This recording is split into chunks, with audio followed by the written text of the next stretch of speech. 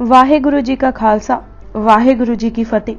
Punjabi audio book YouTube channel सुन रहे सारे ਸਰੋਤਿਆਂ ਨੂੰ ਮੇਰੇ ਸੁਤੰਤਰ ਕੌਰ ਵੱਲੋਂ ਪਿਆਰ ਭਰੀ ਸਤਿ ਸ਼੍ਰੀ ਅਕਾਲ। ਅੱਜ ਅਸੀਂ ਪ੍ਰਤੱਖ ਹਰ ਜੀਵਨੀ ਗੁਰੂ ਅਰਜਨ ਦੇਵ ਜੀ किताब का अगला भाग पढ़न जा रहे हैं। पन्ना नंबर 48 भाग तीजा उसारी फिर लवाई अमृतसर। महिमा प्रकाश दे लिखारी का कहना है कि गुरु नानक देव जी ने गुरु अंगद देव जी नूं गुरगद्दी की जिम्मेवारी संभालण वेले यह ही हुक्म कीता सी कि गुरमुख पंथ हर को रचो ते उसे हुक्म अनुसार ही गुरबाणी की संभाल गुरमुखी अखरां का प्रचार गुरमुख पंथ की साजना की ताकि सिख सुखाले इस राह ते टुर सकन। गवाही है सत बचन सतगुर मन धार तब गुरमुख पंथ अशर लिखे सुचार गुरमुख वचन लिख पोथी करा जय जय गुरमुख पंथ जग धरा। गुरु अमरदास जी ने पंथ सुखाला करन लई ही ऊच नीच दा भेद जड़ों साड़िया सहज सच अते दृढ़ता पंथ नूं बख्शी। गुरु रामदास जी ने अमृतसर का केंद्र बनाया।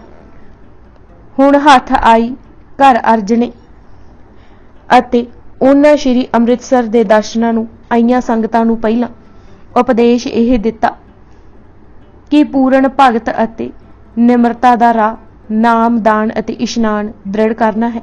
महिमा प्रकाश दे ही शब्दां विच सब संगत को उपदेश होए शुभ कर्म करो मन प्रीत नाम दान इशनान यह पूर्ण भगती बनीत। नाम का भाव है सदा वाहेगुरु वाल मूँह रखना उसकी होंद का एहसास मिठा नहीं पैण देना सदा वाहेगुरु की हजूरी माननी। दान का भाव है दुनिया वाल मूँह करके सुख मनाउणा पकड़ गवावनी अपने सुभाव विच आत्मिक रंग भरना। इशनान का भाव है अपने वाल मूँह रोज आपा सवारना उदास नहीं होना सुचेत रहना वेलड़ ते आलसी नहीं होना। फिर फरमाया कि यह शांति जिस लिए संसार भटक रहा है किधरे बाहर नहीं अंदर ही है। पहला अंदरला शांत करना जरूरी है। घर जंगल नूं इक्को जिहा जानना है घर बैठिया उदास रहना है। जंगलों विच भटकन की लोड़ नहीं हिरदे अंदर तां केवल एक परमात्मा नूं वसाउणा है सिर्फ उसनूं ही प्यार करना है। बाहर दुनियावी काम करी जाने हैं ठप्प नहीं देनी। यह अंदर अते बाहर की खेड है जो दो मैदानां विच इक्को वेले खेडन की जांच गुरु नानक ने सिखाई है। अंदर की एकता अते बाहर की अनेकता दोनों नूं बराबर चलाई टुरी जाना है। वाद घाट नहीं होण देनी जे कसर पै जाए तो उसे दम ठीक कर लेनी है। फर्क प्या नहीं कि चित्त की स्थिरता गई नहीं ओह प्या फर्क ठीक करना जरूरी है।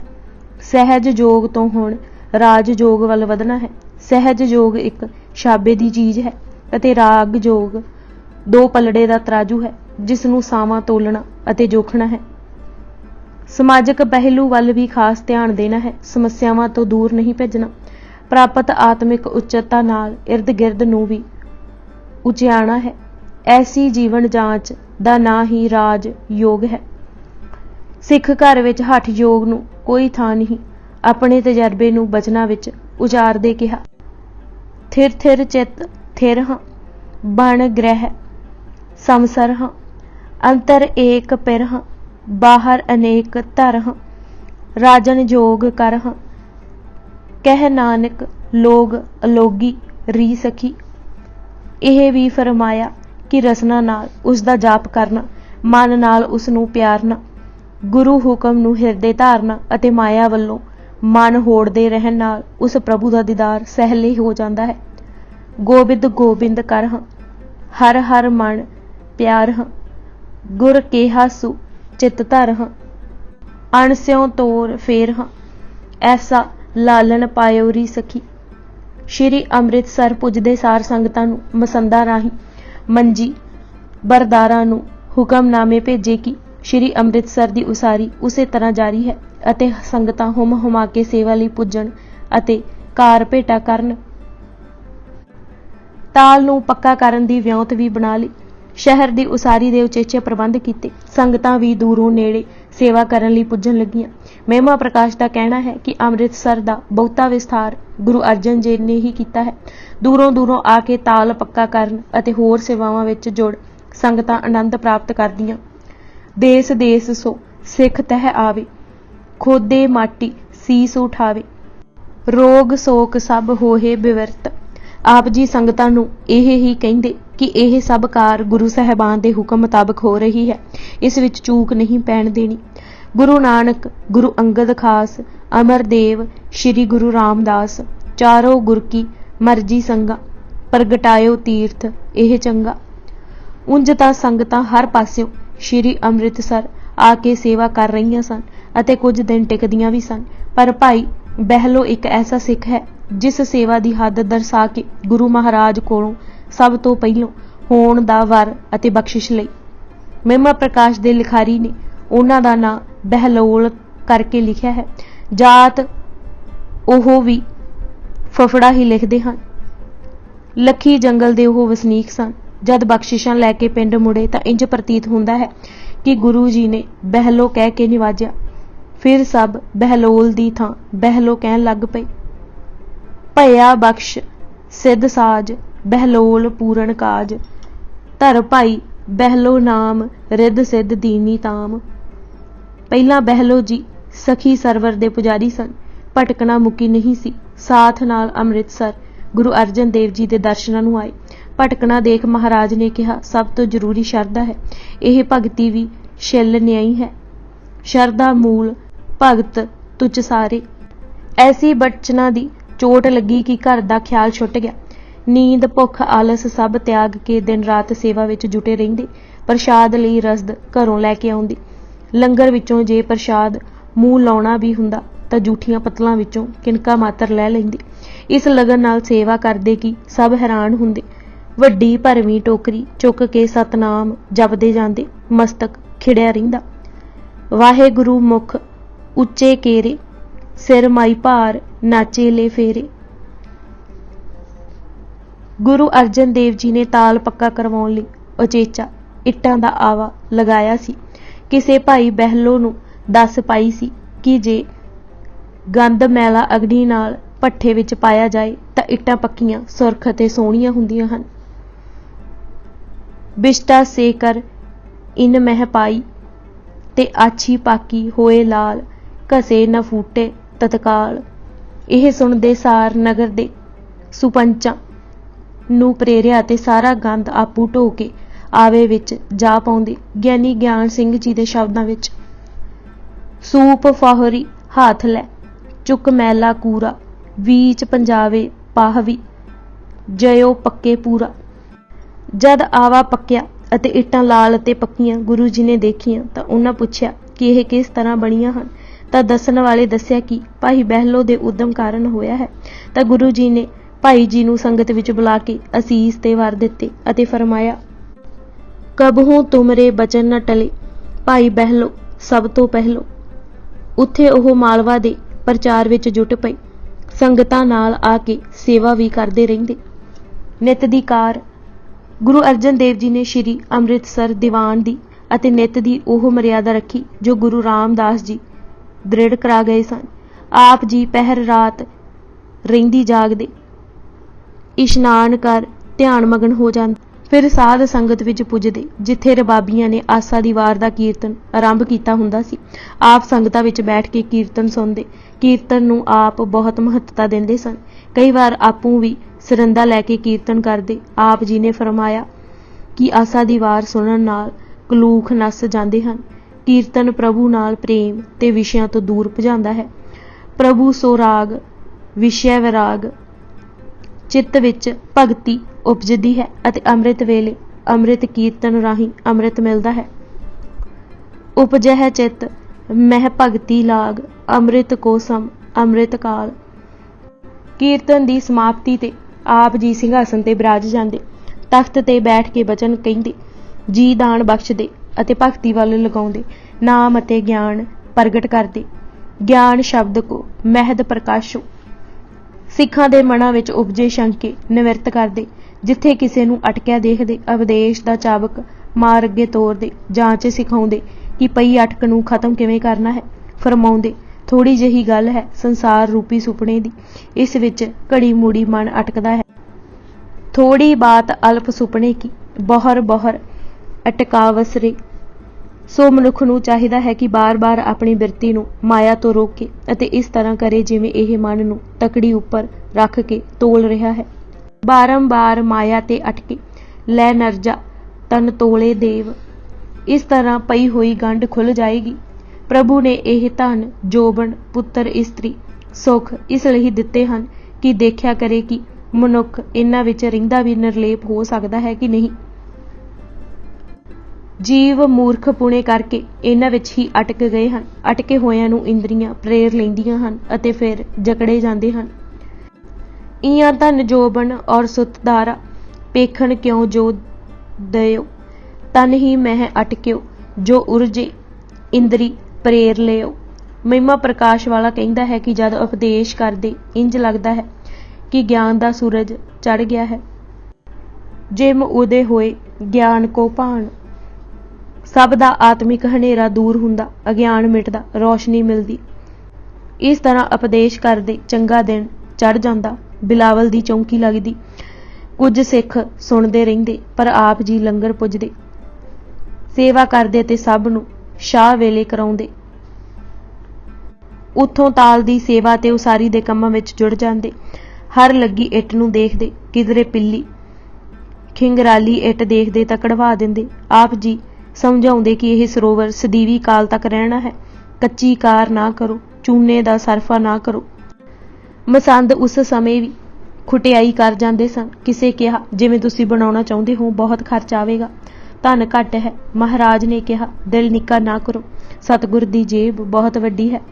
ਪੂਰਨ ਖੀਸਾ ਨਿਤ ਸਤਿਗੁਰ ਕੋ, ਕਰਹੁ ਉਧਾਰ ਆਪਣੇ ਉਰ ਕੋ। ਜਿੱਥੇ ਦੁੱਖ ਭੰਜਨੀ ਲਾਗੇ ਅਠਸਨ ਤੀਰਥ ਸਥਾਨ ਹੈ, ਉੱਥੇ ਆ ਬੈਠਦੇ ਅਤੇ ਸਾਰੀਆਂ ਹਦਾਇਤਾਂ ਦਿੰਦੇ। ਅੰਮ੍ਰਿਤਸਰ ਦੀ ਉਸਾਰੀ ਲਈ ਪਹਿਲਾ ਟੱਕ ਗੁਰੂ ਰਾਮਦਾਸ ਜੀ ਨੇ ਇੱਥੇ ਅਠਸਨ ਤੀਰਥ ਹੀ ਲਗਾਇਆ ਸੀ।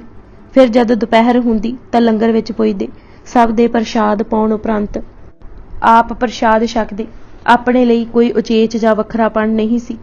ਪ੍ਰਸ਼ਾਦ ਪਾਉਣ ਉਪਰੰਤ ਥੋੜਾ ਚਿਰ ਵਿਸ਼ਰਾਮ ਕਰਦੇ ਅਤੇ ਫਿਰ ਉਸਾਰੀ ਦੇ ਕੰਮ ਦੇਖਣ ਲਈ ਗੁਰੂ ਬਾਜ਼ਾਰ, ਦੀਵਾਨ ਖਾਨੇ, ਸਰੋਵਰ ਜਾਂਦੇ। ਗੁਰੂ ਕਾ ਬਾਗ ਵੀ ਆਪ ਜੀ ਨੇ ਲਗਵਾ ਦਿੱਤਾ ਸੀ। ਉੱਥੇ ਸ਼ਾਮ ਦਾ ਦੀਵਾਨ ਲੱਗਦਾ। ਇੱਥੇ ਵਿਚਾਰਵਾਨ ਵਿਦਵਾਨਾਂ ਦੇ ਵਿਚਾਰ ਸੁਣਦੇ, ਜਾਨੋ ਜਿਵੇਂ ਭਗਤ ਗਿਆਨ ਕੀ ਵਰਖਾ ਹੋਏ। ਜਿੱਥੇ ਕਿਤੇ ਵਿਚਾਰਾਂ ਨੂੰ ਅਨਿਖੜਿਆ ਦੇਖਦੇ, ਆਪਣੇ ਬਚਨਾਂ ਨਾਲ ਖੋਲ ਸਮਝਾਉਂਦੇ, ਸੇਧ ਦੇਈ ਚਲੀ ਜਾਂਦੇ। ਫਿਰ ਬਾਹਰ ਸੈਰ ਕਰਨ ਜਾਂਦੇ। ਮੁੜਦੇ ਸੌਦਰ ਦੀ ਚੌਂਕੀ ਲੱਗਦੀ ਅਤੇ ਸੋਹਿਲੇ ਦਾ ਪਾਠ ਉਪਰੰਤ ਰਾਤ ਆਰਾਮ ਕਰਨ ਲਈ ਕੋਠਾ ਸਾਹਿਬ ਚਲੇ ਜਾਂਦੇ। ਗੁਰੂ ਕੇ ਮਹਿਲ ਪ੍ਰਿਥੀ ਚੰਦ ਜੀ ਪਾਸ ਸਨ। ਸੱਚੀ ਗੱਲ ਹੈ, ਗੁਰੂ ਸਤ ਸੰਤੋਖ, ਸੁਸ਼ੀਲਤਾ, ਸੱਚ, ਸੁੰਦਰਤਾਈ, ਦਇਆ, ਸ਼ਿਮਾ, ਮੁਦਤਾ, ਮਹਾਕੋਮਲ, ਸਰਲਾਈ, ਈਰਖਾ ਰਹਿਤ, ਧਰਮ ਅਤੇ ਧੀਰਜ ਦੀ ਮੂਰਤ ਸਨ। ਤੇ ਸੰਗਤਾਂ ਵੀ ਗੁਰੂ ਗੁਰੂ ਜਪ ਜੀਵਨ ਰਾਹ ਸੁਖਾਲਾ ਕਰ ਰਹੀਆਂ ਸਨ। ਗੁਰੂ ਅਰਜਨ ਦੇਵ ਜੀ ਤਾਂ ਉਸਾਰੀ ਦੇ ਕਾਰਜਾਂ ਵਿੱਚ ਜੁਟੇ ਹੋਏ ਸਨ, ਪਰ ਗੁਰੂ ਜੀ ਦੇਖ ਰਹੇ ਸਨ ਕਿ ਸੰਗਤਾਂ ਹੁਮ ਹੁਮਾ ਕੇ ਆ ਰਹੀਆਂ ਹਨ। ਕਾਰ ਭੇਟਾ ਵੀ ਆ ਰਹੀ ਹੈ, ਪਰ ਮਾਲ, ਸਮਾਨ, ਰਸਦ ਉਤਨੀ ਨਹੀਂ ਮਿਲਦੀ। ਗੱਲ ਇਹ ਹੋਈ ਕਿ ਪ੍ਰਿਥੀ ਚੰਦ ਜੀ ਨੇ ਮਸੰਦਾਂ ਨਾਲ ਇਹ ਬਣਤ ਬਣਾ ਲਈ ਸੀ ਕਿ ਕਾਰ ਭੇਟਾ ਸਿੱਧੀ ਉਸ ਪਾਸ ਪਹੁੰਚਾਈ ਜਾਏ। ਸੰਗਤਾਂ ਸਿਰਫ ਗੁਰੂ ਅਰਜਨ ਦੇਵ ਜੀ ਦੇ ਦਰਸ਼ਨਾਂ ਨੂੰ ਜਾਣ, ਨਾਲ ਹੀ ਹਿਸਾਬ ਕਿਤਾਬ ਲੈਣ ਦਾ ਗੁਰੂ ਰਾਮਦਾਸ ਜੀ ਦੇ ਵੇਲੇ ਤੋਂ ਹੀ ਪ੍ਰਿਥੀ ਚੰਦ ਹੱਥ ਸੀ। ਗੁਰੂ ਜੀ ਨੇ ਵੀ ਇਸ ਨੂੰ ਉਸੇ ਤਰ੍ਹਾਂ ਰਹਿਣ ਦਿੱਤਾ। ਹੁਣ ਉਸ ਨੇ ਜਾਲ ਇਤਨਾ ਬੁਣ ਲਿਆ ਸੀ ਕਿ ਮਸੰਦਾਂ ਦੀ ਉਗਰਾਹੀ ਕਰਨ ਸਾਰ ਹੀ ਆਪਣੇ ਹੋਰ ਨਿੱਜੀ ਸੇਵਕ ਭੇਜ ਦਿੰਦਾ ਜਾਂ ਰਾਹ ਵਿੱਚੋਂ ਹੀ ਕਾਰ ਭੇਟਾ ਲੈ ਕੇ ਰੱਖ ਲੈਂਦਾ। ਗੁਰੂ ਜੀ ਨੂੰ ਸਭ ਸੋਹਾਂ ਮਿਲ ਰਹੀਆਂ ਸਨ, ਪਰ ਧੀਰਜ ਦੀ ਮੂਰਤ ਨੇ ਕੁਝ ਨਾ ਕਿਹਾ। ਸੰਗਤਾਂ ਦਾ ਉਮਾ ਵੱਧ ਰਿਹਾ ਸੀ। ਉਧਰ ਲੰਗਰ ਵਿੱਚ ਰਸਦ ਸਮਾਨ ਨਾ ਪੁੱਜਣ ਕਾਰਨ ਲੰਗਰ ਦੀ ਹਾਲਤ ਮਸਤਾਨੀ ਹੁੰਦੀ ਜਾ ਰਹੀ ਸੀ। ਪ੍ਰਿਥੀ ਚੰਦ ਦਾ ਖਿਆਲ ਸੀ ਕਿ ਜਦ ਸੰਗਤਾਂ ਲੰਗਰ ਦੀ ਮਾੜੀ ਹਾਲਤ ਦੇਖਣਗੀਆਂ ਤਾਂ ਮੂੰਹ ਮੋੜ ਲੈਣਗੀਆਂ। ਲੰਗਰ ਦੀ ਹਾਲਤ ਇੱਥੋਂ ਤੱਕ ਵਿਗੜ ਗਈ ਕਿ ਪਹਿਲਾਂ ਇੱਕ ਡੰਗ ਦਾ ਪ੍ਰਸ਼ਾਦ ਪੱਕਣ ਲੱਗਾ ਅਤੇ ਫਿਰ ਸਿਰਫ ਛੋਲਿਆਂ ਦਾ ਮੋਟਾ ਅੰਨ। ਆਪ ਜੀ ਨੇ ਪਹਿਲਾਂ ਆਪਣੀ ਸੁਪਤਨੀ ਗੰਗਾ ਦੇ ਜੇਵਰ ਵੇਚੇ, ਫਿਰ ਘਰ ਦਾ ਸਮਾਨ, ਫਿਰ ਗੋਇੰਦਵਾਲ ਤੋਂ ਬਾਬਾ ਮੋਹਨ ਜੀ ਅਤੇ ਮੋਹਰੀ ਜੀ ਕੋਲੋਂ ਕੁਝ ਰਕਮ ਮੰਗਵਾਈ। ਪਰ ਇੰਜ ਕਿਵੇਂ ਚੱਲਦੀ? ਆਮਦਨ ਦੇ ਦਰਵਾਜ਼ੇ ਬੰਦ ਤੇ ਖਰਚਾ ਦਿਨੋਂ ਦਿਨ ਦੂਣਾ। ਪ੍ਰਿਥੀ ਚੰਦ ਨੇ ਇੱਕ ਹੋਰ ਵਾਰ ਕੀਤਾ। ਦੋਵਾਂ ਪਿਓ ਪੁੱਤਰਾਂ ਸੱਤਾ ਜੀ ਅਤੇ ਬਲਵੰਡ ਜੀ ਨੂੰ ਚੁੱਕਿਆ। कि गुरु कोलों हुण तुसीं की लैणा है। उस पास तां एक डंग जोगा प्रसाद भी नहीं। कुਝ ਉਹਨਾਂ ਨੂੰ ਹੁਣ ਮਨਮਰਜ਼ੀ ਦੀ ਭੇਟ ਵੀ ਨਹੀਂ ਮਿਲ ਰਹੀ ਸੀ। ਸੱਤੇ ਦੀ ਲੜਕੀ ਦੀ ਸ਼ਾਦੀ ਸੀ। ਉਸ ਮੰਗਾਲੀ ਪਾਈ। ਗੁਰੂ ਜੀ ਨੇ ਮਜਬੂਰੀ ਦੱਸੀ ਤਾਂ ਉੱਚਾ ਨੀਵਾਂ ਬੋਲਣ ਲੱਗ ਗਿਆ। ਇੱਥੋਂ ਤੱਕ ਆਖ ਗਏ ਕਿ ਸਾਡੇ ਕਰਕੇ ਹੀ ਸੰਗਤਾਂ ਆਉਂਦੀਆਂ ਹਨ ਅਤੇ ਜੇ ਉਹ ਕੀਰਤਨ ਨਾ ਕਰਨ ਤਾਂ ਤੁਹਾਨੂੰ ਗੁਰੂ ਕੋਈ ਨਾ ਆਖੇ। ਗੁਰੂ ਨਾਨਕ ਅਤੇ ਹੋਰ ਗੁਰੂ ਸਾਹਿਬਾਨਾਂ ਨੂੰ ਉਹਨਾਂ ਹੀ ਜਗਤ ਪ੍ਰਸਿੱਧ ਕੀਤਾ ਹੈ। ਗੁਰੂ ਅਰਜਨ ਜੀ ਨੇ ਬੜੀ ਨਿਮਰਤਾ ਨਾਲ ਸਮਝਾਇਆ, ਪਰ ਉਹਨਾਂ ਪਿੱਛੇ ਤਾਂ ਕੋਈ ਹੋਰ ਸ਼ੈ ਤੇ ਚੁੱਕ ਬੋਲ ਰਹੀ ਸੀ। ਜਦ ਹੋਰ ਕਬੋਲ ਬੋਲੇ ਤਾਂ ਆਪ ਜੀ ਨੇ ਹੁਕਮ ਕੀਤਾ, ਇਹਨਾਂ ਗੁਰੂ ਗਾਦੀ ਨਿੰਦੀ ਹੈ, ਸੋ ਇਹਨਾਂ ਨੂੰ ਮੱਥੇ ਨਾ ਲਗਾਇਆ ਜਾਏ। ਆਪੂ ਸਰਿੰਦਾ ਪਕੜ ਗੁਰੂ ਜੀ ਕੀਰਤਨ ਕਰਨ ਲੱਗੇ। ਸੰਗਤਾਂ ਨਾਲ ਰਲ ਪਈਆਂ। ਜਦ ਪਿੱਛੋਂ ਥੋੜੇ ਹੀ ਦਿਨਾਂ ਵਿੱਚ ਭਾਈ ਗੁਰਦਾਸ ਜੀ ਦੇ ਆਉਣ ਨਾਲ ਪ੍ਰਿਥੀ ਚੰਦ ਦਾ ਭਰਮ ਜਾਲ ਟੁੱਟਾ ਤਾਂ ਉਹ ਕਿਸੇ ਪਾਸੇ ਦੇ ਨਾ ਰਹੇ, ਕੋਈ ਮੂੰਹ ਤੱਕ ਨਾ ਲਗਾਏ। ਅਖੀਰ ਦੋਵੇਂ ਪਿਓ ਪੁੱਤ ਭਾਈ ਲੱਦਾ ਪਰਉਪਕਾਰੀ ਪਾਸ ਲਾਹੌਰ ਪੁੱਜੇ ਅਤੇ ਉਹਨਾਂ ਹੀ ਖਿਮਾ ਲੈ ਕੇ ਦਿੱਤੀ। ਉਹਨਾਂ ਖਿਮਾ ਮੰਗਣ ਵੇਲੇ ਇੱਕ ਵਾਰ ਗਾਈ ਜੋ ਹੁਣ ਗੁਰੂ ਗ੍ਰੰਥ ਸਾਹਿਬ ਵਿੱਚ ਰਾਮਕਲੀ ਰਾਗ ਵਿੱਚ ਦਰਜ ਹੈ। ਭਾਈ ਗੰਗਾ ਰਾਮ ਦੀ ਸ਼ਰਧਾ, ਮਸੰਦ, ਸਵਾਰਥੀ ਅਤੇ ਸੱਤੇ ਬਲਵੰਡ ਵਰਗੇ ਤਾਂ ਬੇਸ਼ੱਕ ਗੁਰੂ ਸਾਥ ਛੱਡ ਰਹੇ ਸਨ, ਪਰ ਸੰਗਤਾਂ ਵਿੱਚ ਭਾਈ ਗੰਗਾ ਰਾਮ ਵਰਗੇ ਵੀ ਸਨ ਜੋ ਸਭ ਕੁਝ ਲੁਟਾ ਕੇ ਵੀ ਗੁਰੂ ਦੀ ਚਰਨ ਧੂੜ ਨੂੰ ਹੀ ਨੌਨਿੱਧ ਸਮਝਦੇ ਸਨ। ਜਦ ਲੰਗਰ ਦਾ ਅੰਨ ਬਿਲਕੁਲ ਹੀ ਮੁੱਕ ਗਿਆ ਤਾਂ ਗੰਗਾ ਰਾਮ ਜਜਮਾਨਾਂ ਪਾਸੋਂ ਆਪਣੀ ਉਗਰਾਹੀ ਕਰਕੇ ਬਾਜਰਾ ਦੇ ਭੰਡਾਰ ਬਠਿੰਡਾ ਤੋਂ ਲੈ ਕੇ ਵੇਚਣ ਲਈ ਜਾ ਰਿਹਾ ਸੀ। ਲੰਗਰ ਦੀ ਹਾਲਤ ਸੁਣ ਕੇ ਉਸਨੇ 100 ਮਣ ਬਾਜਰਾ ਲੰਗਰ ਲਈ ਭੇਜਣਾ ਚਾਹਿਆ। ਮਹਾਰਾਜ ਨੇ ਕਿਹਾ, ਦਿਜ ਕੋ ਦਰਬ ਲੇਤ ਸੋ ਨਾਹੀ, ਹਮਰੇ ਸਿੱਖ ਦੇਤ ਹਮ ਪਾਹੀ। ਮੁੱਲ ਲੈ ਲਵਾਂਗੇ ਅਤੇ ਵਿਸਾਖੀ ਤੇ ਮੁੱਲ ਤਾਰ ਦੇਵਾਂਗੇ। 5 ਦਿਨ ਉਹ 100 ਮਣ ਭੇਜਦਾ ਰਿਹਾ। ਜਦ ਪਿੱਛੋਂ ਰਕਮ ਗੁਰੂ ਜੀ ਦੇਣ ਲੱਗੇ ਤਾਂ ਸਿੱਖੀ ਦੀ ਦਾਤ ਮੰਗੀ। ਵਾਪਸ ਬਠਿੰਡਾ ਜਾ ਕੇ ਮਹਾਰਾਜ ਨੂੰ ਲਿਖਿਆ ਕਿ ਉਹ ਵੀ ਹੁਣ ਕਿਰਤ ਕਰਕੇ ਰੋਟੀ ਖਾਂਦਾ ਹੈ। ਪ੍ਰੋਹਤ ਧਰਮ ਛੋੜ ਲਿਖ ਦੀਨੋ, ਗੁਰੂ ਜੀ ਦੇ ਚਰਨੀ ਲੱਗਾ। ਭਾਈ ਗੁਰਦਾਸ ਜੀ ਆਗਰੇ ਵਿਖੇ ਸਿੱਖੀ ਪ੍ਰਚਾਰ ਵਿੱਚ ਜੁਟੇ ਹੋਏ ਸਨ।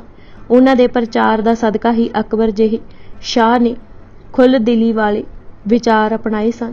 1581 ਈਸਵੀ ਨੂੰ ਹੀ ਅਕਬਰ ਨੇ ਦੀਨ-ਏ ਇਲਾਹੀ ਦਾ ਐਲਾਨ ਕੀਤਾ ਸੀ ਅਤੇ 1581 ਨੂੰ ਹੀ ਗੁਰੂ ਅਰਜਨ ਦੇਵ ਜੀ ਨੇ ਗੁਰਗੱਦੀ ਦੀ ਜ਼ਿੰਮੇਵਾਰੀ ਸੰਭਾਲੀ ਸੀ। ਜਦ ਅਕਤੂਬਰ ਅਖੀਰ ਗੁਰੂ ਰਾਮਦਾਸ ਦੇ ਜੋਤੀ ਜੋਤ ਸਮਾਉਣ ਦੀ ਖਬਰ ਪੁੱਜੀ ਤਾਂ ਆਪ ਜੀ ਨੇ ਪ੍ਰਚਾਰ ਦੇ ਕੰਮ ਨੂੰ ਸੰਕੋਚਿਆ ਅਤੇ ਅਗਲੇ ਸਾਲ ਹਾੜ ਨੂੰ ਸੰਗਤਾਂ ਸਮੇਤ ਗੋਇੰਦਵਾਲ ਵੱਲ ਚੱਲ ਪਏ। ਪੜਾਅ ਕਰਦੇ ਪੈਂਡਾ ਮੁਕਾਉਂਦੇ ਜਦ ਗੋਇੰਦਵਾਲ ਪਾਰ ਬਿਆਸਾ ਕਿਨਾਰੇ ਪੁੱਜੇ ਤਾਂ ਪਾਣੀ ਚੜ੍ਹਿਆ ਹੋਇਆ ਸੀ। ਸੰਗਤਾਂ ਬਹਿਬਲ ਹੋ ਰਹੀਆਂ ਸਨ। ਪਾਣੀ ਉਤਰਨ ਦਾ ਨਾਂ ਨਹੀਂ ਸੀ ਲੈਂਦਾ। ਜਦ ਇੱਕ ਸਿੱਖ ਨੇ ਗੁਰ ਕਾ ਬਚਨ ਬਸੇ ਜੀ ਨਾਲੇ, ਜਲ ਨਹੀਂ ਡੋਬੇ ਤਸਕਰ ਨਹੀਂ ਲੇਵੇ, ਭਾਰ ਨਾ ਸਾਕੇ ਜਾਲੇ ਰਹਾਓ, ਉੱਚੀ ਜਿਹਾ ਪੜਿਆ ਤਾਂ ਸਭ ਦਾ ਨਿਸ਼ਚਾ ਬੱਝ ਗਿਆ।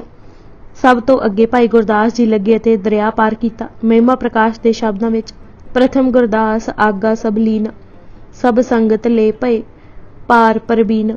ਦੇਖਦੇ ਹੀ ਦੇਖਦੇ ਜਲ ਗੋਡੇ ਗੋਡੇ ਹੋ ਗਿਆ। ਜਾਨੂ ਲੱਗ ਜਲ ਭਾ ਸਲੀਤਾ ਕੋ। ਗੋਇੰਦਵਾਲ ਬਾਬਾ ਮੋਹਨ ਜੀ ਅਤੇ ਮੋਹਰੀ ਜੀ ਨੇ ਜੋ ਕੁਝ ਦੇਖਿਆ ਤੇ ਸੁਣਿਆ ਸੀ ਭਾਈ ਗੁਰਦਾਸ ਜੀ ਨੂੰ ਦੱਸਿਆ। ਆਪ ਜੀ ਉਸੇ ਦਿਨ ਸ਼੍ਰੀ ਅੰਮ੍ਰਿਤਸਰ ਵੱਲ ਚੱਲ ਪਏ। ਲੰਗਰ ਦੇ ਸਮੇਂ ਜਦ ਪ੍ਰਸ਼ਾਦ ਛਕਿਆ ਤਾਂ ਸੇਵਾਦਾਰਾਂ ਨੇ ਸੰਗਤ ਅੱਗੇ 2-2 ਛੋਲਿਆਂ ਦੀਆਂ ਰੋਟੀਆਂ ਲਿਆ ਰੱਖੀਆਂ। ਦੋਏ ਦੋਏ ਚਨਕ ਰੋਟੀ ਕਾ ਦੀਨਸ, ਵਰਤਾ ਗੁਰੂਦਾਸ ਸੋਲੀਨਸ। ਸੰਗਤਾਂ ਨੇ ਤਾਂ ਸ਼ਰਧਾ ਨਾਲ ਛਕ ਲਈਆਂ, ਪਰ ਭਾਈ ਗੁਰਦਾਸ ਜੀ ਜਿਨ੍ਹਾਂ ਨੇ ਗੁਰੂ ਕਾ ਲੰਗਰ ਗੋਇੰਦਵਾਲ ਵਿਖੇ ਗੁਰੂ ਅਮਰਦਾਸ ਜੀ ਦਾ ਦੇਖਿਆ ਸੀ, ਵਿਚਾਰਨ ਲੱਗੇ ਕਿ ਇਹ ਕੀ ਹੋ ਰਿਹਾ ਹੈ। ਪ੍ਰਸ਼ਾਦ ਛਕ ਕੇ ਅੰਦਰ ਪੁੱਜੇ ਜਿੱਥੇ ਬੀਬੀ ਭਾਨੀ ਜੀ ਆਪੂ ਲੰਗਰ ਪਕਾ ਰਹੇ ਸਨ। ਭਾਈ ਗੁਰਦਾਸ ਜੀ ਨੇ ਕਿਹਾ ਕਿ ਉਹ ਛੋਲਿਆਂ ਦੀਆਂ ਰੋਟੀਆਂ ਦੇਖ ਹੈਰਾਨ ਹੋਏ ਹਨ। ਮਾਤਾ ਭਾਨੀ ਜੀ ਨੇ ਕਿਹਾ, ਵੀਰ ਜੀ ਤੁਸੀਂ ਛੋਲਿਆਂ ਦੀ ਰੋਟੀ ਦੀ ਗੱਲ ਕਰਦੇ ਹੋ, ਕਹੂੰ ਸਮੇਂ ਇਹ ਪੀ ਨਹਿ ਪਾਵਤ। ਜਿੱਥੇ ਕਦੀ ਇਤਨਾ ਲੰਗਰ ਚੱਲਦਾ ਸੀ ਕਿ ਪਸ਼ੂ ਪੰਛੀ ਅਤੇ ਜਲ ਜੀਵ ਰੱਜ ਰੱਜ ਕੇ ਖਾਂਦੇ ਸਨ, ਹੁਣ ਪ੍ਰਿਥੀ ਚੰਦ ਦੇ ਬਖੇੜੇ ਕਾਰਨ ਇਹ ਹੋ ਰਿਹਾ ਸੀ। ਪ੍ਰਿਥੀ ਚੰਦ ਅਤੇ ਮਹਾਦੇਵ ਪਿਤਾ ਨੂੰ ਦੁਨਿਆਵੀ ਲੋਕਾਂ ਵਾਂਗ ਪਿਤਾ ਹੀ ਸਮਝਦੇ ਰਹੇ, ਗੁਰੂ ਨਾ ਹੀ ਜਾਤਾ। ਜੇ ਗੁਰੂ ਅਰਜਨ ਵੀ ਅਜਿਹੇ ਹੁੰਦੇ ਤਾਂ ਗੁਰਗੱਦੀ ਕੋਈ ਹੋਰ ਲੈ ਜਾਂਦਾ। ਤਿਨਕੇ ਸਮ ਸ਼੍ਰੀ ਅਰਜਨ ਕਰਤਾ, ਲੇਕਰ ਜਾਤ ਅਪਰ ਕੋ ਗੁਰਤਾ। ਸੇਵਕ ਹੀ ਇਹ ਵਸਤ ਸਦੀਵਾ, ਕਰ ਦਾਵਾ को गुर ना धीवा। जो भी पटावां आउंदियां हन ओह ਪ੍ਰਿਥੀ ਚੰਦ पास रख लैंदा है। कई वारी राह विच ही हथिया लैंदा है। संगतां नूं लंगर विच भेज दिंदा है। लंगर विच कुछ ना पक्के, संगतां ते बहुत माड़ा प्रभाव पैंदा है। कोई की जाने कि कार भेट कित्थे जा रही है। गुरु अर्जन जी कुछ नहीं कहिंदे। यह विथਿਆ सुन के भाई गुरदास जी गुरु अर्जन जी कोल गए अते बेनती करन लगे कि कुछ ਬੰਨ ਨੂੰ ਜ਼ਰੂਰ ਬੰਨਣਾ ਚਾਹੀਦਾ ਹੈ। इस तरह किवें ਚੱਲੇਗੀ। संगतां आत्मिक चश्मे तो वांझियां हुंदियां जाणगियां। गुरु जी ने फिर भी यह ही कहा कि गुरता कोई धन पदार्थ लई नहीं है, दरब की करना है। पर भाई गुरदास जी ने चुप रहना ना मुनासिब समझिया। प्रसिद्ध सिखां भाई बुढ़ा जी, मोहरी जी, भाई सालो अते होर सिखां नूं नाल लैके ਪ੍ਰਿਥੀ ਚੰਦ पास गए ते समझाया कि वह ठीक नहीं कर रहा। कार भेटा ते मल मारनी उसनूं शोभा नहीं दिंदी। उसने बजाए शर्मिंदगी दे भाई गुरदास जी नूं भी जलियां कटियां सुणाउणियां शुरू कर दित्तियां। भाई गुरदास जी भी चुप ना रहे। ਪ੍ਰਿਥੀ चंद नूं कहा कि गुरु रामदास जी ठीक आख गए हन कि तू मीना हो गया है। गुरु सूरज नूं कोई छुपा नहीं सकदा। यह बदली जो तू धोखे दी चाड़ी हुई है, यह बहुती देर नहीं रहनी। सब भरम भुलेखे उड जाणगे। कदी कोई टटहैना भी सूरज बन सकिया है। गुरु अर्जन देव जी दे शांत सुभाਅ कारण जितनी तू मौज उड़ा चुका, इस नूं हुण तू खत्म समझ। जे कुछ बच्चे रात नूं खेड़ पा के बादशाह वजीर बन जाण तां कि ओह बादशाह हो जांदे हन, ओह तां खिन्न भर दी खेड़ ही हुंदी है। यह खेड़ भी मुक चुकी है। चंगा यह है कि इकट्ठी कीती कार भेटा गुरु चरनां ते रख दे। इस परथाए ते संगतां नूं सुचेत रहण ते रखण लई एक वार भी भाई गुरदास जी ने लिखी जो मीणिਆਂ ਦੀ ਵਾਰ करके जानी जाती है। होर धांधली नूं ठल पाउण लई मुखी सिखां नूं नाकिਆਂ ते बिठला दिता कि संगतां नूं सुचेत करन। आप बाबा बुढ़ा जी नूं नाल लैके पिपली साहिब चले गए अते आईयां संगतां नूं कहा कि कार भेट उन्हां नूं ही देण, क्योंकि ਪ੍ਰਿਥੀ चंद गुरु पास नहीं पुजन दिंदा। जद कुछ ने किंतु कीता तां भाई साहिब ने कहा कि ਪ੍ਰਿਥੀ चंद पास खाली हथ जाके देखो तां सही कि ओह तुहाडे नाल की सलूक करदा है। फिर उसे तरह खाली हथ गुरु अर्जन जी पास जाना। कार भेटा तुहाडी सुरक्षित है। जब संगतां ਪ੍ਰਿਥੀ चंद पास पुजियां तां संगतां नूं खाली हथ देख के बुरा भला कहना शुरू कर दिता अते नस जाण लई कहा। उदों जद संगतां गुरु अर्जन जी पास दर्शनां नूं आईयां तां सब देख के हैरान होए कि गुरु जी शांत चित कीर्तन कर रहे सन। मस्तक डलका मार रहा है, तृष्णा नेड़े तक नहीं। निर्विकार मन शांत स्वरूप, दीपत मस्तक जोत अनूप। ਪ੍ਰਿਥੀ चंद दी साजिश अते नाकाबंदी निसफल हो गई। पिशावर दे भाई लाल चंद, शिकारपुर दे गगनदास, लाहौर दे बहलदास अते होर वड्डे नगरां दे मसंद भी हुशियार हो गए।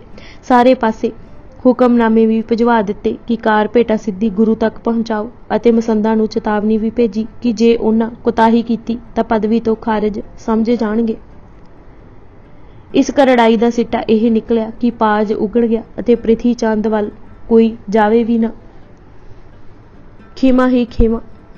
उसारी दे काम पहिलां वांग ही शुरू हो गए। लंगर अटुट वरते जान लगे। सत्ते ते बलवंड जी भी खेमा पा के वापस आ गए।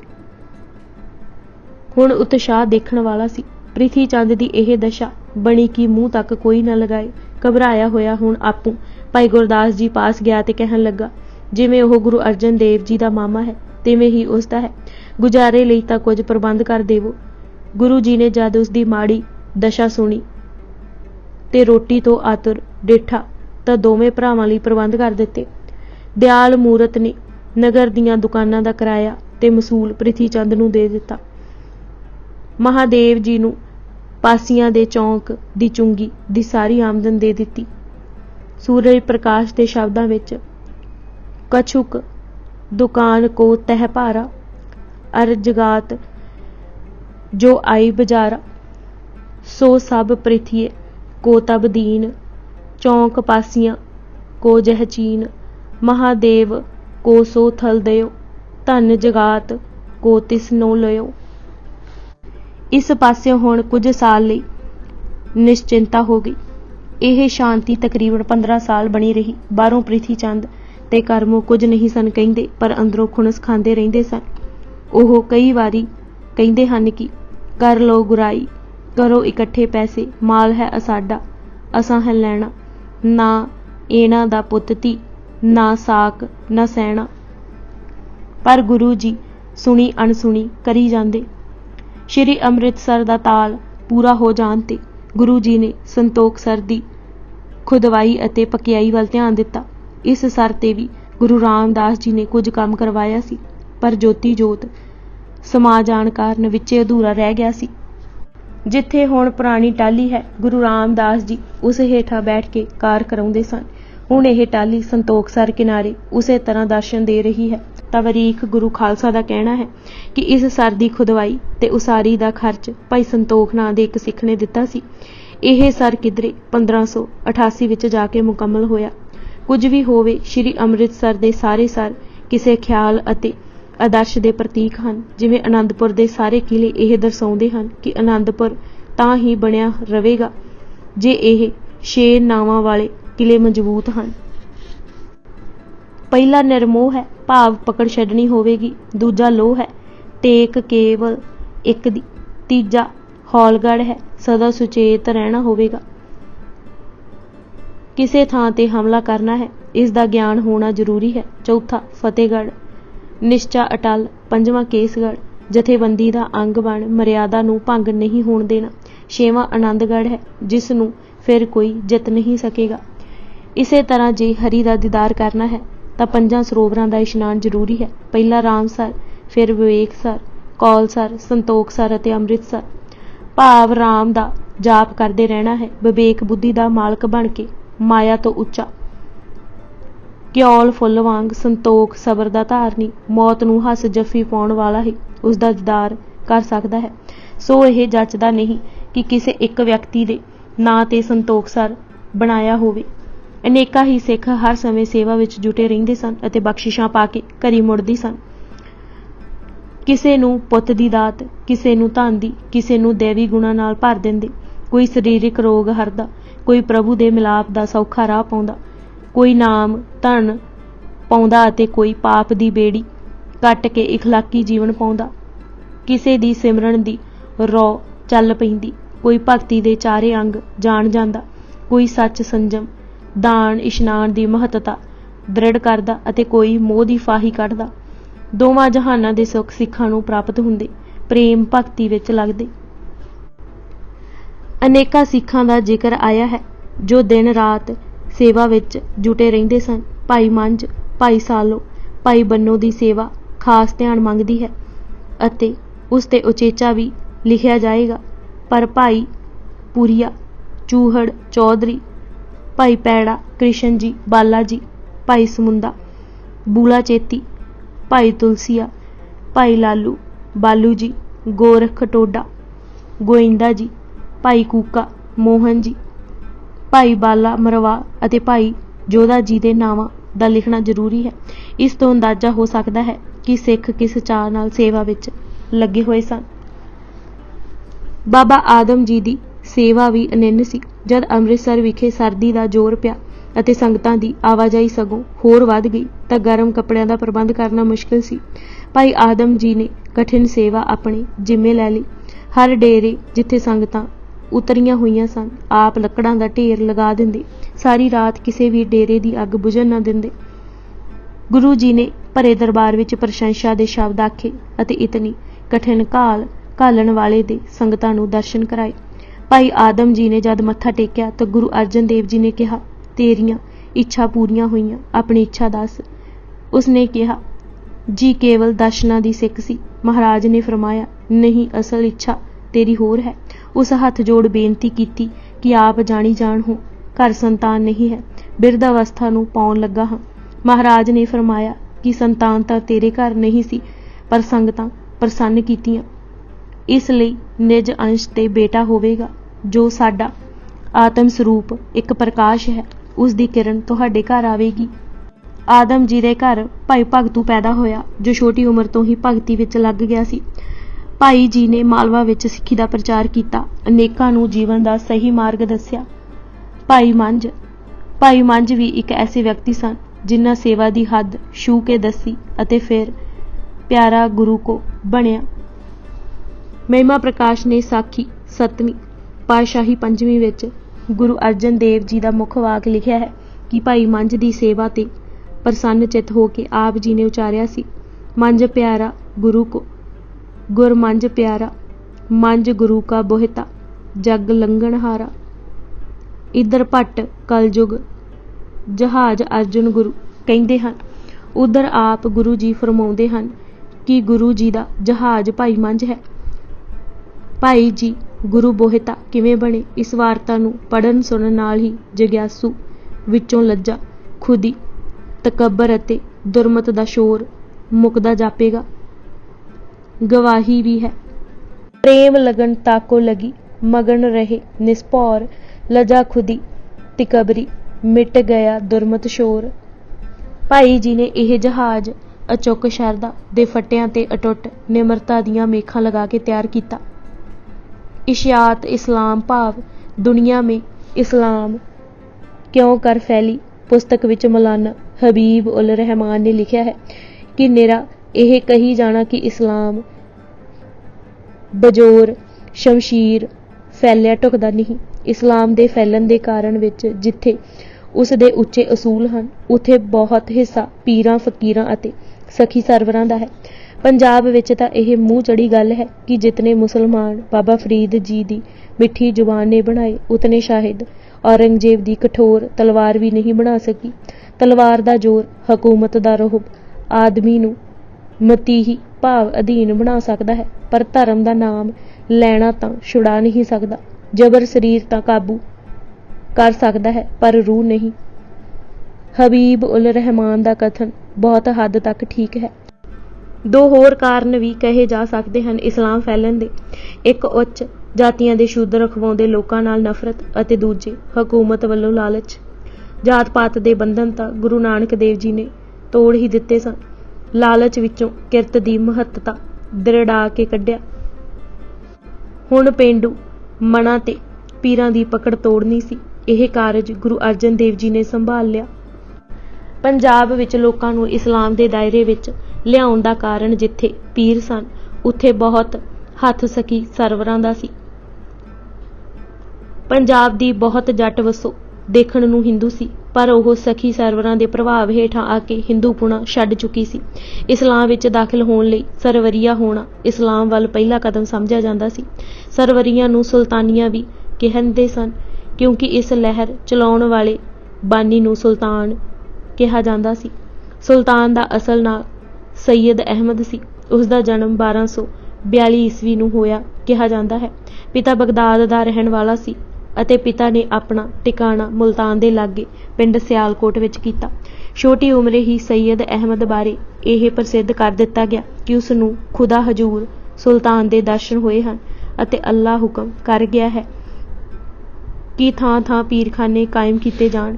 ਕਈ ਥਾਵਾਂ ਤੇ ਪੀਰਖਾਨੇ ਬਣ ਗਏ। ਵੀਰਵਾਰ ਨੂੰ ਸੁਲਤਾਨੀਏ ਪੀਰਖਾਨੇ ਇਕੱਠੇ ਹੁੰਦੇ ਤੇ ਭੇਟਾਂ ਚੜਾਉਂਦੇ। ਸੁਲਤਾਨ ਦੀ ਮੁੱਖ ਭੇਟ ਰੋਟੀ ਸੀ। ਇਹ ਵੱਡੀ ਰੋਟੀ, ਜਿਸ ਦਾ ਵਜ਼ਨ 1.25 ਮਣ ਤੱਕ ਵੀ ਹੁੰਦਾ ਸੀ, ਜ਼ਮੀਨ ਤਪਾ ਕੇ ਸਹਿਜੇ ਪਕਾਈ ਜਾਂਦੀ ਸੀ। ਇਸ ਨੂੰ ਗੁੜ ਨਾਲ ਚੋਪੜ ਕੇ ਪੀਰ ਅੱਗੇ ਰੱਖਦੇ ਸਨ। ਸੁਲਤਾਨ ਦਾ ਪੁਜਾਰੀ ਪਿਰਾਈ ਦਰੂਦ ਪੜ੍ਹ ਕੇ ਆਪ ਕੁਝ ਰੱਖ ਲੈਂਦਾ ਸੀ ਅਤੇ ਬਾਕੀ ਉਪਾਸਕਾਂ ਨੂੰ ਦੇ ਦਿੰਦਾ ਸੀ। ਸੁਲਤਾਨ ਦੀ ਮ੍ਰਿਤਿੂ 1291 ਈਸਵੀ ਨੂੰ ਹੋਈ ਤਾਂ ਉਸ ਦੀ ਕਬਰ ਡੇਰਾ ਗਾਜੀ ਖਾਨ ਤੋਂ 22 ਮੀਲ ਪੱਛਮ ਵੱਲ ਨਿਗਾਹੇ ਬਣਾਈ ਗਈ। ਸੁਲਤਾਨੀ ਜ਼ਿਆਰਤ ਲਈ ਨਿਗਾਹੇ ਹੀ ਜਾਂਦੇ ਸਨ। ਨਿਗਾਹੇ ਹੀ ਸੁਲਤਾਨ ਦੀ ਇਸਤਰੀ ਬੀਬੀ ਬਾਈ ਦੀ ਵੀ ਕਬਰ ਹੈ। ਇਸ ਤੋਂ ਉੱਤਰ ਕੇ ਦੂਜਾ ਵੱਡਾ ਪੀਰਖਾਨਾ ਧੌਕਲ ਪਿੰਡ ਵਿਖੇ ਵਜ਼ੀਰਾਬਾਦ ਪਾਸ ਹੈ। ਕੁਝ ਦੇਰ ਸੁਲਤਾਨ ਧੌਕਲ ਵੀ ਟਿਕਿਆ ਸੀ। ਇਸ ਤੋਂ ਸੁਲਤਾਨੀਆਂ ਨੂੰ ਧੌਕਲੀਆ ਵੀ ਕਿਹਾ ਜਾਂਦਾ ਹੈ। ਤੀਜਾ ਪ੍ਰਸਿੱਧ ਸਥਾਨ ਪੱਖੋਕੇ ਦੇ ਨੇੜੇ ਨਹਿਰ ਕਿਨਾਰੇ ਤਰਨਤਾਰਨ ਤੋਂ ਚੜ੍ਹਦੇ ਵੱਲ ਨਗਰ ਬੁੰਡਾਲਾ ਦੇ ਹੀ ਲਾਗੇ ਸੀ। ਕਹਿੰਦੇ ਹਨ ਕਿ ਇਹ ਨਹਿਰ ਸੁਲਤਾਨ ਦੇ ਯਤਨਾਂ ਨਾਲ ਬਣੀ ਸੀ। ਇਹ ਵੀ ਇੱਕ ਕਰਾਮਾਤ ਹੀ ਗਿਣੀ ਜਾਂਦੀ ਸੀ। ਕੋੜੀਆਂ ਲਈ ਨਹਿਰ ਦਾ ਜਲ ਸੁਖਾਵਾਂ ਕਿਹਾ ਜਾਂਦਾ ਸੀ। ਉੱਥੇ ਇੱਕ ਖੂਹ ਵੀ ਲਗਵਾਇਆ ਗਿਆ ਸੀ, ਜਿਸ ਦਾ ਇਸ਼ਨਾਨ ਜ਼ਰੂਰੀ ਸਮਝਿਆ ਜਾਂਦਾ ਸੀ। ਗੁਰੂ ਨਾਨਕ ਦੇਵ ਜੀ ਨੇ ਸਾਫ਼ ਦੇਖ ਲਿਆ ਸੀ कि किसी समय सरवरियां का प्रभाव इतना वध सकता है कि धर्म की गल ही ना चले। कन्हैया लाल का कहना है कि गुरु नानक देव जी सरवर नाल सुल्तान दी वड्डी गद्दी ते गए सन अते उन्हां ने कबर पूजा तो वरजिया सी। यह ही कारण हो सकता है कि गुरु नानक देव जी ने गुरु अंगद देव जी नूं करतारपुर छड्ड के खडूर साहिब जोत जगाउण दा हुकम कीता होवे। फिर गोइंदवाल दे वस जाण नाल इन्हां दे रसूख ते करारी चोट पई सी। निगाहे जाण लई दुआबे नूं गोइंदवाल तो ही होके जाना पैंदा सी।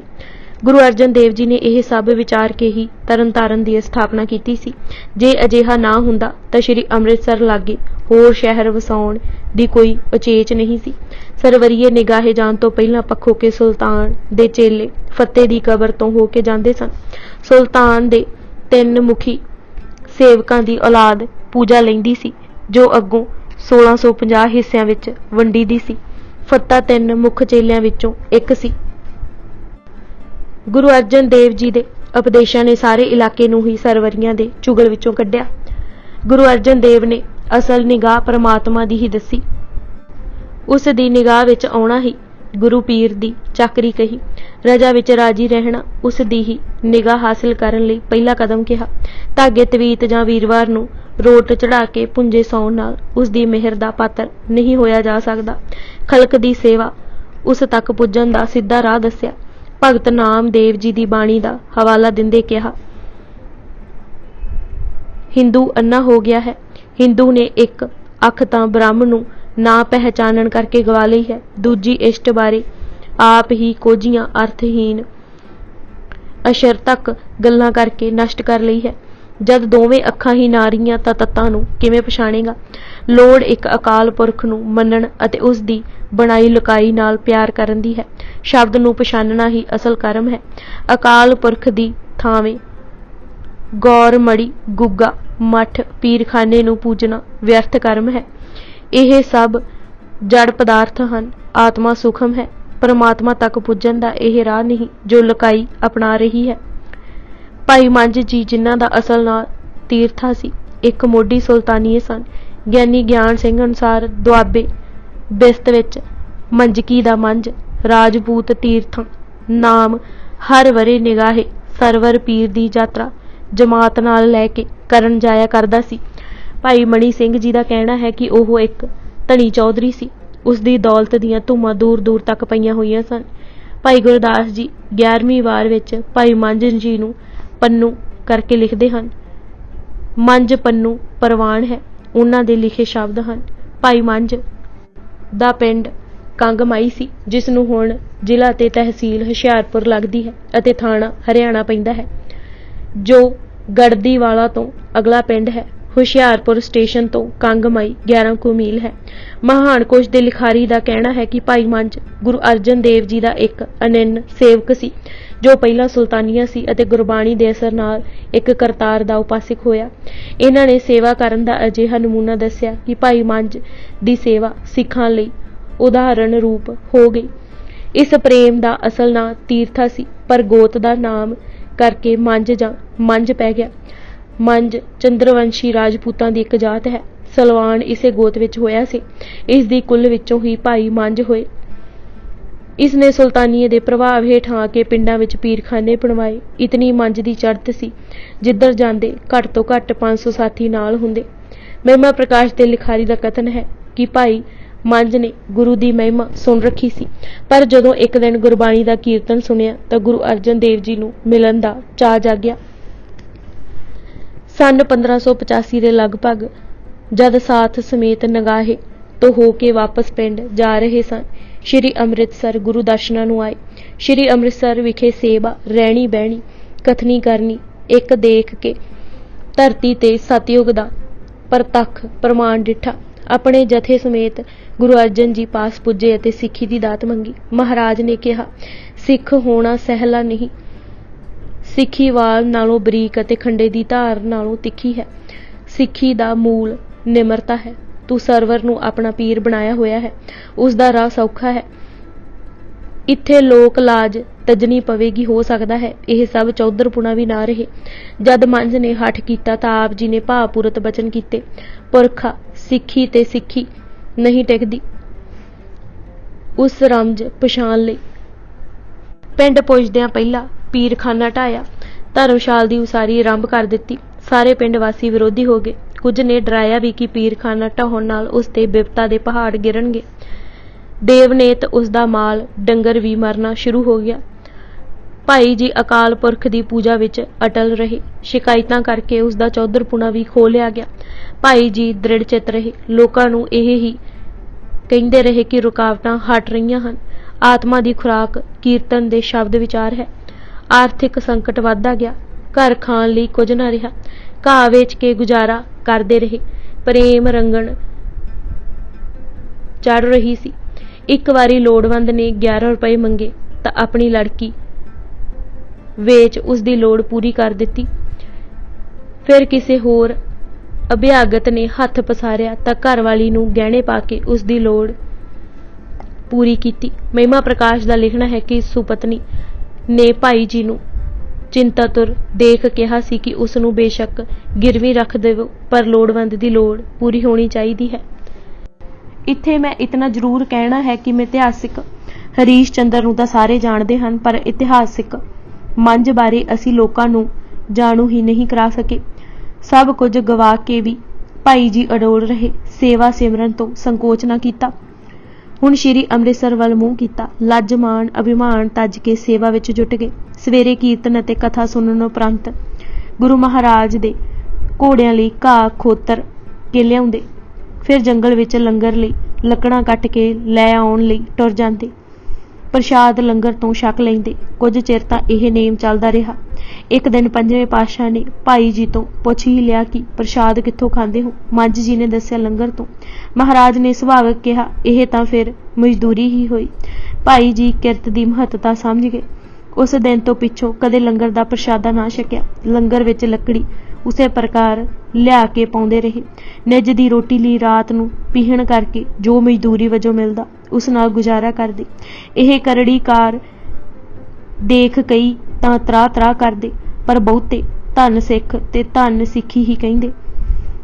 ਇੱਕ ਵਾਰੀ ਫੇਰ ਗੁਰੂ ਅਰਜਨ ਦੇਵ ਜੀ ਨੇ ਭਾਈ ਜੀ ਨੂੰ ਕਿਹਾ, ਮੰਝ ਸਿੱਖ ਹੋ ਕੇ ਤੂੰ ਕੀ ਖੱਟਿਆ?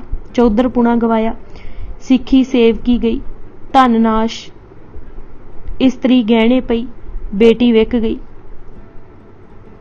ਰਾਤ ਦਿਨ ਇੱਥੇ ਵੀ ਚੈਨ ਨਹੀਂ। ਜਾਓ ਘਰ ਦੀ ਖਬਰ ਲਵੋ। ਸੁਣਿਆ ਹੈ ਘਰ ਕੋਠੇ ਵੀ ਜ਼ਬਤ ਹੋ ਗਏ ਹਨ। ਇਹ ਸੁਣ ਕੇ ਮੰਝ ਨੇ ਗੁਰੂ ਜੀ ਦੇ ਚਰਨ ਪਕੜ ਲਏ ਤੇ ਕਿਹਾ, ਮਹਾਰਾਜ ਚਰਨਾਂ ਨਾਲੋਂ ਵਿਛੋੜਨ ਦੀ ਗੱਲ ਨਾ ਕਹਿਣਾ। ਸੱਚੇ ਪਾਤਸ਼ਾਹ ਤੁਸੀਂ ਆਪ ਤਾਂ ਕਹਿੰਦੇ ਹੋ ਸੁਪਨੇ ਦਾ ਧਨ ਜਾਏ ਤਾਂ ਕਿਆ ਘਟ ਜਾਂਦਾ ਹੈ।